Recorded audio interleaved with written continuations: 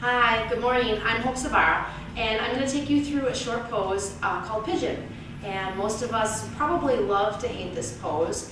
And what I found over the last decade of teaching is that I feel like there's a lot of misguidance as far as how this pose should be practiced.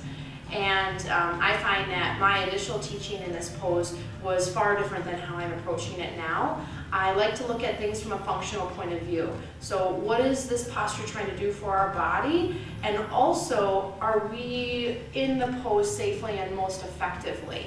Most of us that are familiar with Pigeon probably bring one leg forward and then are guided to shoot the knee way off to the side.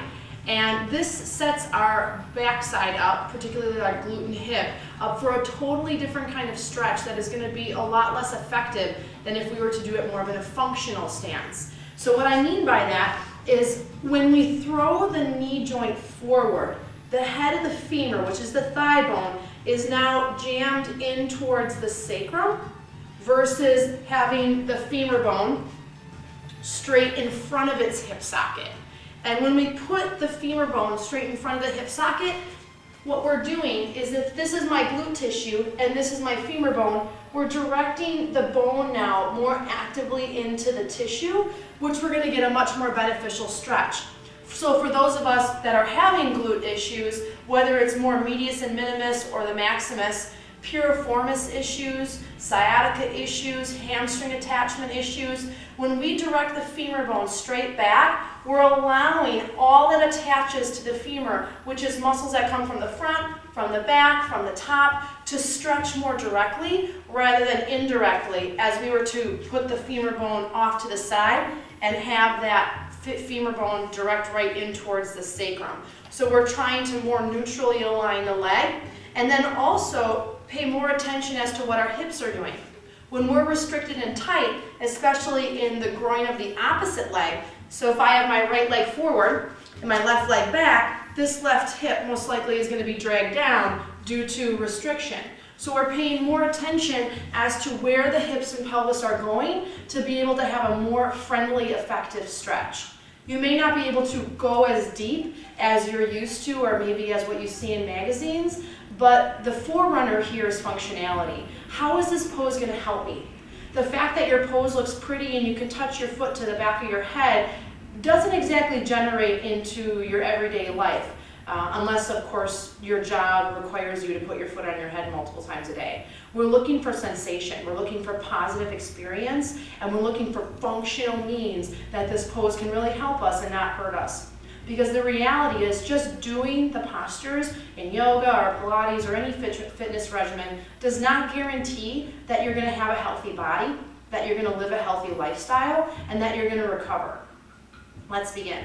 What you'll need for practice today is possibly something to prop your hip up on, especially if you're someone that has tighter hips. And even if you don't, you might discover that the functional version kind of taps into new untreaded territory. So if you don't have a beanbag, a blanket or another block or even a folded towel will work just fine. And then I'm going to encourage you to use 2 blocks. Reason being is that I have fairly open hips to a point, but I find that being more upright and the blocks can help me with that because my arms are only so long. I'm going to be changing my direction on the mat, that's why my mat's crossed today, so you can constantly be seeing different directions of my body to hopefully be able to get my point across and for you to be able to really see what's going on in your body. If you're new to this functional perspective, I'm going to encourage you maybe to get a mirror or to get a friend if you're not very good at body awareness, and you're going to cultivate that with me as we go on today. I'm going to turn sideways. And as I turn sideways, I'll do mirror image. I'd like you to slide your right knee forward. So right knee's going to slide forward. And for those of us that are a little bit more restricted, we might find that the heel's going to stay right in line with the sit bone. That's fine. Otherwise, I'm just going to have you direct the heel slightly off towards its opposite groin. Take a look at the back knee. Just roll the toes under and slide the knee back a little bit further. Uncurl the toes. The heel should be in line with its femur, in line with its hip, rather than way off to the side. That's usually a sign of major restriction. From this place, slightly flex the front foot. Now this is where your blocks come in. when we aren't able to use blocks, we kind of let this be the most upright position we can be. And even more so, when we're really tight in the groin, we drop the belly out and then come upright, and we get this experience of being upright. I'm going to come out, stay here, and all we're doing is really jamming the spine. So the mid-body is not moving anywhere, and we feel like we're going deeper because now the restriction is a lot less in the upper torso. I'm just going to throw my upper body back, jamming my lower spine, throwing my abdomen out, and really not stretching in the groin at all. So we're really misusing the pose and being misled by the posture. If I grab my blocks, and you have 3 levels to a block, a low, a medium, and a high, so use it as you need to, your discretion. And I can, 1, redirect my hips more square so that the hip of the back leg can rotate more forward. And then I'm going to contract my pelvic floor and lift my abdomen, so I'm going to decrease that back pain.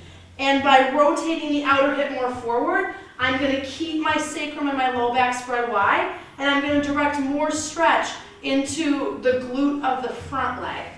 So as I come upright, I'm constantly working to square and constantly working to lengthen my body upright. Now the quadricep, the psoas, iliacus, all that groin stretch is going to be more fully. I'm going to do the opposite now, versus sitting in the low back and just kind of letting my groin hang forward, which unfortunately is a version a lot of us do often. So staying here a couple of breaths. Inhale through the nose. I can use my arms to create even more space. Exhale through the nose. Keep moving the outside hip forward. Stay where you are. I'm going to change directions again. Keep breathing. As I continue to square my hips, the femur bone on the right leg, the front leg, I'm squaring the hips. I'm bringing more direct stretch towards my glute. Now, as I come forward, I'm going to try to lengthen out as I come down, rather than just ball myself up into a little ball. As I come forward, I'm going to spin again. As I come forward, I'm allowing my femur bone to push directly back into the glute tissue. Rather than if my knee is off to the side, I'm pushing my femur bone in towards my sacrum. So the stretch is not nearly as significant, and we're not going to feel like the benefits are going to be as long-lasting. If you have the flexibility, absolutely, you can walk the foot more forward. But only if, 1, it's even difficult for me on this side, to bring the femur bone still in line with its hip socket, you may also need something to prop up your glute. Redirecting the body, keeping the hip of the back leg rolling forward. Now lengthen as you come forward. So as you come forward, we're not just rolling ourselves up into a little ball. I want you to lengthen your arms as far forward as they can go. And by lengthening the arms forward, we're also aiding in more of a back stretch. You can prop your head onto a block, or you can also maybe rest your head all the way on the floor. That way we get that nice pressure at the third eye, accessing the central nervous system for more of a relaxation feel. Anytime you feel numbness, tingling, sharp, hot shooting sensations, something is being pinched off. So come out of the pose, give yourself a break, and maybe not go so aggressively into the asana. Staying here about 3 more breaths. Inhale through the nose, and exhale through the nose. Try to pick your torso up and lengthen forward. Not necessarily flaring the ribs, but lengthening through the back body. Exhale through the nose, breathe. 1 more breath, inhale. Really lengthen from your back toes, pressing to your arms, reaching. Exhale. Now inhale, come up, and rock towards the hip of the front leg. Swing your left leg around, and let's rest back onto our spine here. Take a couple of really nice breaths. So knees steeple together, feet walk open, and if you do have a tight groin, that might be difficult to do, so stick your block or your beanbag between the knees to lessen up on the space. Inhale through the nose, relax your sacrum. Exhale through the nose. What you should notice is the freedom in your right leg and right hip compared to your left leg and your left hip. You can also rest with the legs at each corner of the mat. And what you should notice is that the right leg, the pigeon leg, is much more releasing, has much more space than the leg that did not quite get the full pigeon experience. Stay here as long as you need to. You can pause me and then join us when you're ready. For those of us that are ready, bend your knees, roll yourself off to the side, and come back upright. we're going to try the opposite side. So I'm going to start forward. Same thing again. So since you just pulled your right leg forward, I want you to draw your left leg forward. Knee is going to come right in line with the hip rather than off to the side. As you do that, depending on your restriction, feel free, keep the heel tucked back by its own sit bone, or just for a few inches, walk the foot over. Recheck the knee again. It's easy to let that knee float off to the side. Grab hold of your blocks, and taking your belly and pelvic floor width, bring your spine upright proudly, continuing to shift the outside of your right hip forward. So we're going from just inner groin stretching to now the upper portion of the iliacus into the abdomen and obliques and through the quad as well, getting that nice full stretch.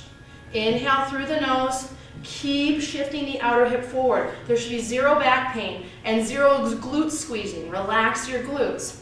Keep breathing. Shoulders relax down. Use your arms to bring yourself more upright.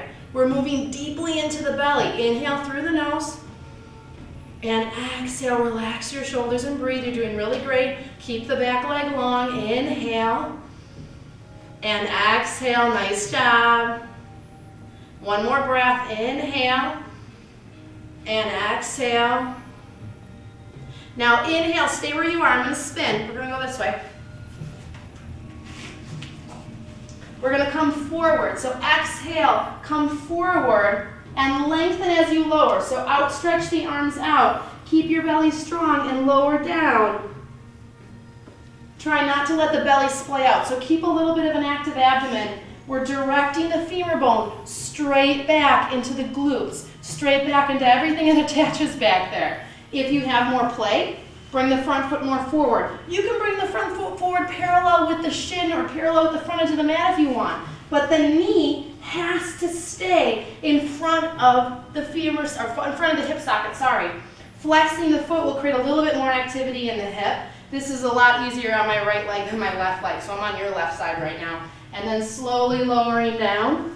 Inhale through the nose, get lots of space. Exhale through the nose, keep rotating the outside of the glute on the back leg towards the floor. Inhale through the nose, lots of length. Exhale through the nose.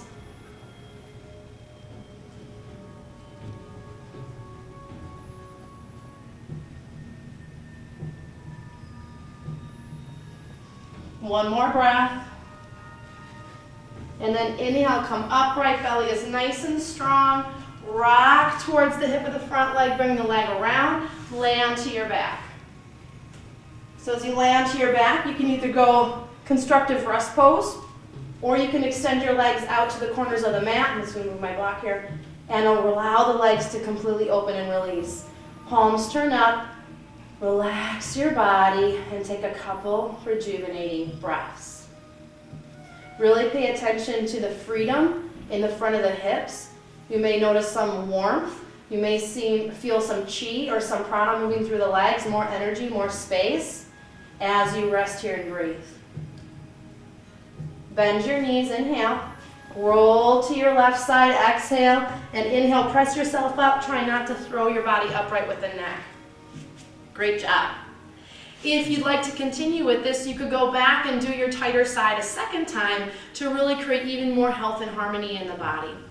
Working with functional pigeon, if you're a teacher or a student, is going to be even more beneficial, as you're going to find that your students with hip replacements are going to be able to practice pigeon safely and effectively and actually get something out of pigeon. Those students with chronic sciatica issues, numbness, tingling running down their legs are going to get more out of the pose. And if you constantly feel like you're hitting a brick wall with tight, restrictive glutes and hips, hopefully the functional pigeon will give you more space and more freedom. For more information about my classes, workshops, and articles, visit my website at hopesavara.com. Feel free to send me a message anytime if you have a cause or concern. I'm always interested in ideas to make a YouTube video, so one could have your theme included. From my heart to yours, from my soul to yours, thank you so much for working with me today. Namaste.